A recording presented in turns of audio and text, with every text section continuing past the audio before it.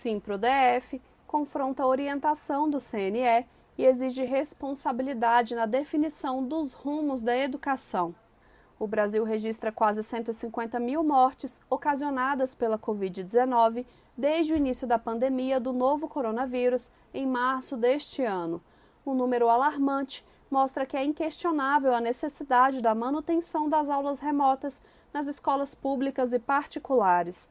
O que preocupa, entretanto, é que a excepcionalidade vem tentando ser emplacada como regra pelo governo federal e governos locais, afastando professores e alunos das escolas.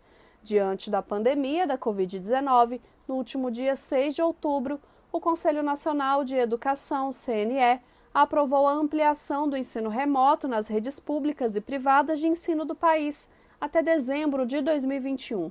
O indicativo, entretanto, vem desguarnecido de reorientação da proposta curricular e de conteúdos, sendo potencialmente gerador da ampliação de exclusão escolar em todo o Brasil.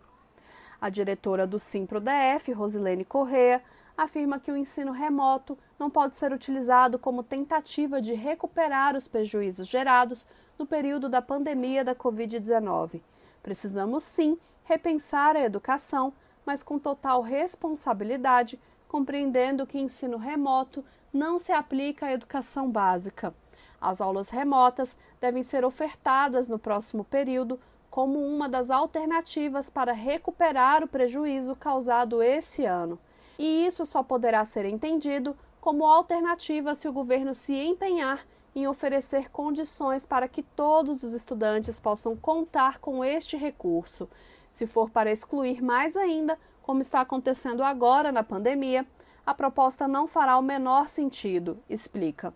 Outra questão levantada pelo dirigente sindical diante da pandemia do novo coronavírus e da excepcionalidade do ensino remoto é a avaliação dos estudantes.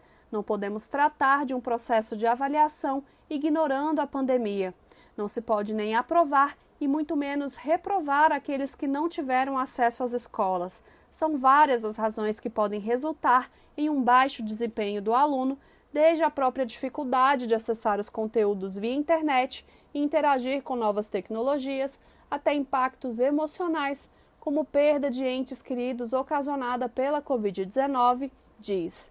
Segundo Rosilene Correa, o ano letivo de 2020 não se encerra, ele precisa ter sequência, e essa sequência precisa ser feita de forma responsável, com uma proposta curricular que atenda à demanda desse momento a curto e médio prazo. Dados obtidos por instituições tradicionais de pesquisa respaldam a fala da diretora do Simpro-DF. De acordo com o estudo, acesso domiciliar à internet e ensino remoto durante a pandemia, realizado pelo Instituto de Pesquisa Econômica Aplicada, o IPEA, cerca de 6 milhões de estudantes no Brasil, desde a pré-escola até a pós-graduação, não têm acesso à internet banda larga ou 3G ou 4G em casa. Desse grupo, 5,8 milhões são alunos da rede pública de ensino. No DF, aproximadamente 127 mil estudantes da rede pública de ensino, 27,71%, não têm conexão com a rede mundial de computadores em casa para desenvolver atividades escolares, segundo pesquisa realizada pelo Simpro-DF. O estudo ainda mostra que, quando o problema é conexão à internet banda larga, os problemas vão além. Os números trazidos com a pesquisa do Simpro-DF denunciam que 21,27% dos 23 mil professores da rede pública de ensino que estão em sala de aula, cerca de 5 mil profissionais, não têm computador para preparar as videoaulas utilizadas no ensino remoto. A ausência de dispositivos para acessar a internet também é deficitária junto aos estudantes, quase 121 mil alunos e alunas, 26,27%, não podem assistir e participar de nenhum tipo de educação à distância por não terem celular, tablet, computador ou notebook. A maioria desses estudantes, segundo a pesquisa do Simpro-DF, está nas cidades de São Sebastião, 39,02%, e Paranoá, 38,53%, regiões administrativas mais pobres do DF, segundo a Companhia de Planejamento do Distrito Federal, a Codeplan. A promessa do Ministério de Educação foi de que 70 mil escolas seriam beneficiadas com dinheiro federal para instalar conexão à internet banda larga em 2019. O investimento para isso seria de 224 milhões, mas naquele ano, apenas 16% desse recurso foi pago, algo em torno de 37 milhões. Segundo o MEC, 10.876 escolas foram atingidas. Entretanto, reportagem da Folha de São Paulo, de agosto deste ano, mostrou que escolas contempladas no programa ainda em 2019 não receberam de fato os recursos, e mesmo que todas as unidades indicadas pelo MEC recebam o dinheiro, o saldo de atendimento atingiria 70% do que foi prometido pelo governo. Mercantilização da educação.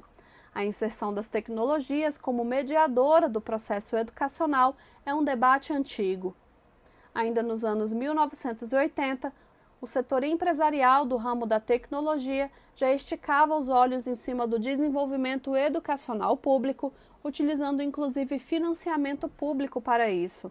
Com a pandemia da Covid-19, ganhou espaço o processo de mercantilização da educação, que tem como algumas consequências a precarização das instituições, das condições de trabalho dos servidores públicos do setor da educação e do próprio ensino.